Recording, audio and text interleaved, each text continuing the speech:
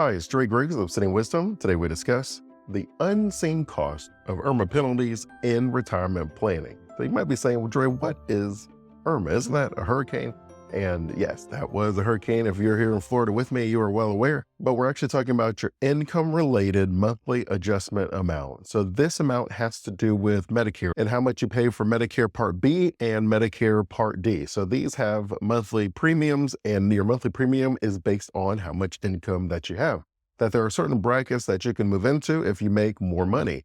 And on average, it affects probably the top 10%, sometimes kind of as low as 8%. But it usually ends up being around 8 to 10% of people that fall into this bracket. The next thing that's probably important for us to discuss before we really get into the video is how you know if you're in the penalty. They actually use your modified adjusted gross income, your MAGI. They don't use your adjusted gross income. And the difference between the two is your adjusted gross income is where you get to take all the deductions out. And some of these adjustments that are allowed in your adjusted gross income that aren't allowed or added back into your modified adjusted gross income is money that you put into your IRA, for example, any interest that you paid towards student loans, 1/2 of your self-employment tax, and then any qualified tuition expenses that you were able to adjust out for your adjusted gross income. All of those get added back in for your modified adjusted gross income. The next immediate question that I normally receive is, okay, Dre, I understand what IRMAA is. I understand how it's calculated. What years of income are we using to get that calculation? And that naturally is another excellent question that I'm glad you asked. So when you look at your MAGI, you look at your last 2 years of income. And when you look at your last 2 years, so for most people, you're going to start receiving your Medicare at 65. So that means we'll be looking at your income for 64 and 63, your last 2 years of tax returns. And what your MAGI is how we would determine which bracket you'll be in for Medicare. Now, I will show you, and you'll get to look at a chart where we'll be able to see what the amounts increase to. They gave us the new numbers on November 8th of this year. And so for 2025, we can see that the standard monthly Medicare Part B enrollees will pay $185 in 2025. This amount is up $10.30 from $174.70 in 2024. And your annual deductible for Medicare Part B beneficiaries will be $257 in 2025.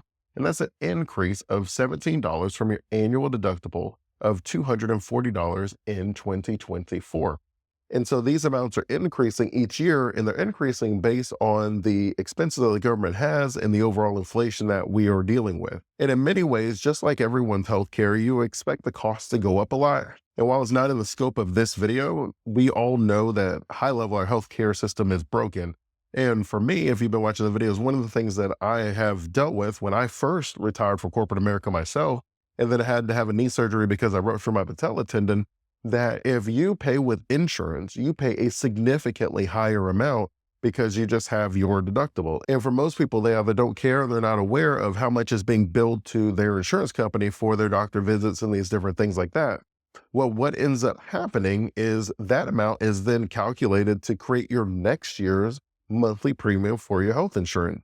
So while on the one end, we're like, hey, I have my deductible and I have my limits of how much I can be charged in any given year. So who cares how much the hospital is charging my insurance company? And what I always say, you guys, and the important thing to know with all of economics is everything is connected.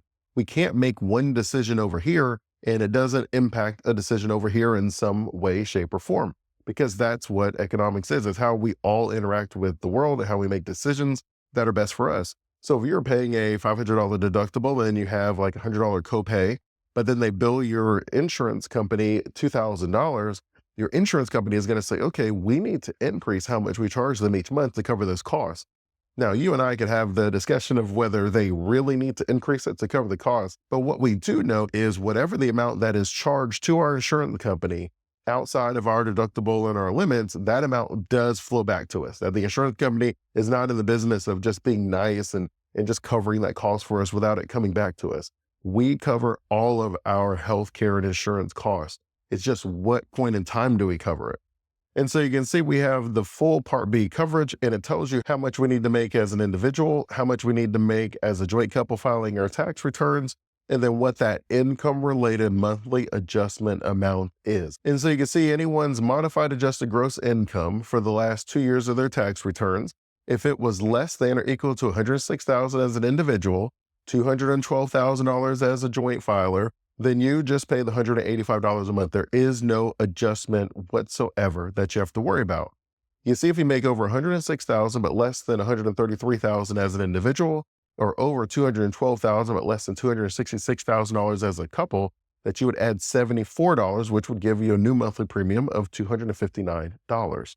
Now, it's important to keep in mind that this is the premium that you will pay the rest of your retirement, that you pay these premiums every single month, whether you use your Medicare or not. So you can see that that $74 for the year is going to be close to $900. It's going to be $888.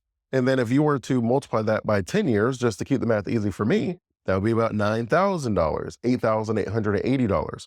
And that's not uncommon for someone to be retired for 10 years. If I retire at 65, I expect to be here at 75. It's not crazy for you to be retired for 20 years. So that $74 over 20 years is going to be close to $18,000 at $17,760. That is going to be how much you pay in addition to what the other health insurance payments that you already have are. Now, for some, you'll say, well, Dre, that's not a big deal. And I understand that.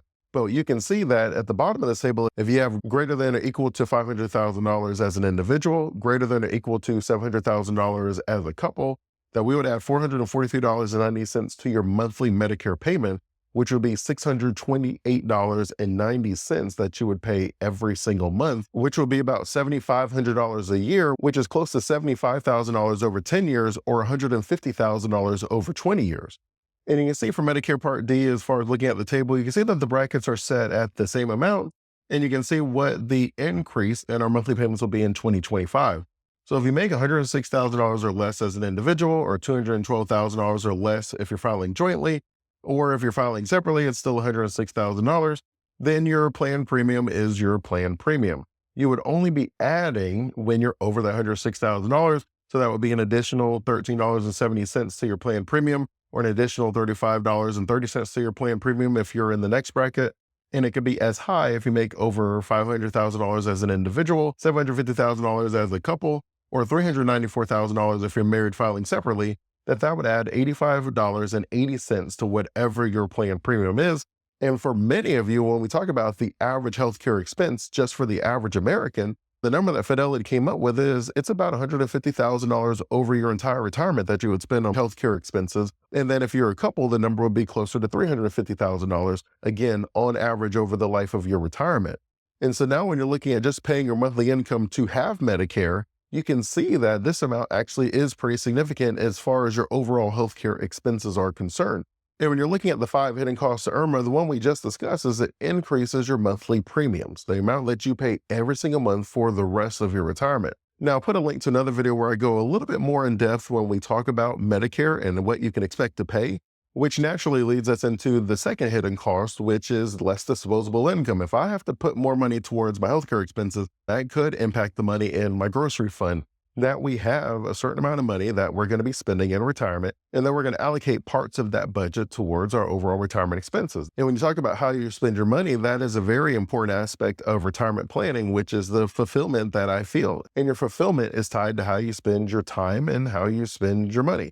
That I want to spend my money on things that I value, things that I believe in and are important to me.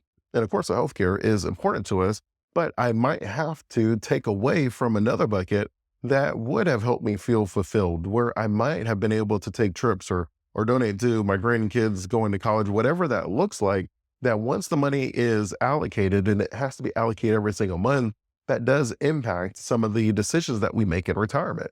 And I think you and I understand that because everyone outside of the government knows that at some point, I have to adjust the way I spend my money. And so you and I, if I have to pay an extra $200, $300, $500 towards my Medicare expenses, well, that is $200, $300, $500 that I'm no longer spending on different trips or different leisurely activities that we had planned inside of our overall retirement. The third hidden cost to IRMAA is tax complications. What we're saying is there's a certain amount of income that I need to take out to maintain my retirement lifestyle. And because of that income, I might find myself in a higher tax bracket. I might find that my Social Security is going to be taxed more because I'm making more money. I might find that some of the investments that I need to tap into to pay my IRMAA penalties, such as my capital gains, where I might have left that money in there a little bit longer and it would have grown a little bit better. Well, now I have to take the money out. And if it's short term, then I'm going to pay a higher amount of taxes. If it's more than what I wanted to take, I'm going to pay a higher amount in taxes. And you can see how something as simple as covering my additional Medicare premium can actually have a significant impact on my overall retirement income planning strategy. And we haven't even discussed the cliff effect of the IRMAA strategies. And all we're saying is that even if you cross over by $1 into the next IRMAA bracket, then that has a significant impact on your overall retirement, that you will have this higher premium for the rest of your retirement life. And it is something that I think most of us would be bothered by. Can you imagine looking at your 2 previous years' tax returns and finding out that you made $266,001? And as a result, you have an extra $185 added every single month onto your Medicare premium that you pay. And so now you've doubled what your Medicare was going to be $185, and now it's going to be $370 because you made $1 over, and now you're in that bracket. That is a significant change to someone's retirement strategy, and it is something that we don't always consider, and it's something that we don't always look at. Number 4 on our list is missed Roth conversion. So naturally, what some of us will do is we'll say, all right, Dre, well, I'm going to make sure that my 2 years prior to Medicare, I have little to no money, that I'm going to make sure that my MAGI does not adjust me into some of these penalties. And while that is a fair idea, we do have to take a step back and look at what our overall retirement goals are. I was talking to a client who was talking about the government shutdown, and they were saying, you know what, I'm going to take a significant amount of a certain income settlement into my 2024 tax year because I'm not sure how 2025 is going to look. I don't know if we're going to have more of these government shutdowns, so I'm just going to get the money today so I don't have to worry about the future. And I said, well, it depends on what our strategy is. See, for this particular client, our focuses were on limiting how much they have to pay out in taxes and increasing how much money they get to keep for themselves.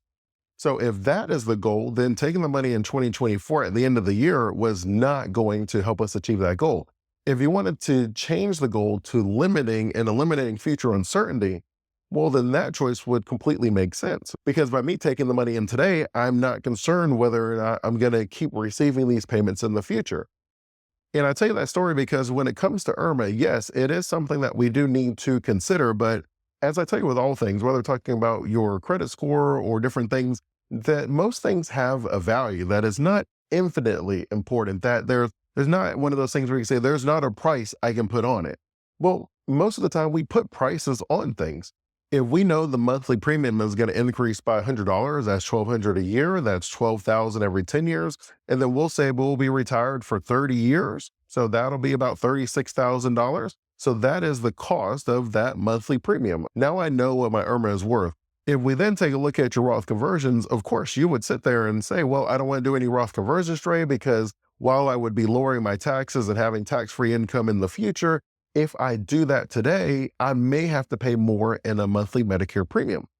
But because we haven't put a number on it, in your mind, you're just eliminating what that monthly extra premium will be. And you're right, that would eliminate it. But now that we see that the monthly premium is worth $36,000, if the Roth conversion is worth more than that, that we end up creating $100,000, $200,000 of additional retirement income, would you give someone $36,000 if they would give you $200,000? Because I would take that every day and twice on Sunday. And so we don't just want to choose whatever the most pressing issue is. We want to look at our overall retirement strategy, and then we want to set our retirement goals, and then we want to align our strategies with our goals. And sometimes, yes, we can't get both goals, but oftentimes we can. And where we can, we do. And where we can't, we prioritize the goals and we choose the one that's most important to us. And sometimes that can be something based on our values, like our family, our retirement lifestyle, such as traveling and adventure, or it could be just based on the dollars and the cents, that making sure I don't fall into an upper Medicare bracket is worth $36,000, or I can have this tax efficient strategy and do these Roth conversions, which will increase my income, but that will save me $200,000. I'm going to choose the one that generates $200,000 for me. And our fifth and final hidden cost of IRMAA has to do with our estate planning. You all know when it comes to generational wealth, I'm someone who believes that retirement planning is the first step. That is the number one step.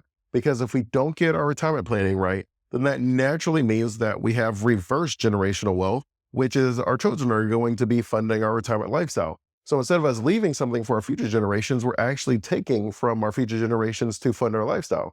Now, as always, in context, that's not the worst thing that can happen. We've already devoted multiple decades to raising our children, 20 at a minimum, but it could be much more than that. And we've done a lot for our kids, and I'm sure our kids are thankful for the opportunity to give back to us.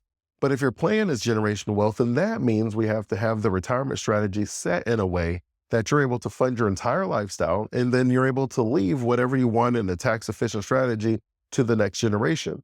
Well, if we're not keeping track of IRMAA, that's increasing our healthcare expenses, and healthcare is already pretty expensive in retirement. So when you look at things like long-term care, and 7 out of 10 people 65 and older are having at least one episode over their retirement, then you sit there and say, okay, if that's on average about $150,000, and now I'm increasing what my healthcare expenses are with these monthly premiums of Medicare Part B and Part D, I'm now sitting there saying, okay, I'm able to leave nearly as much as I wanted to my future generations, which is why it is something that we do need to consider in the scope of the entire retirement plan.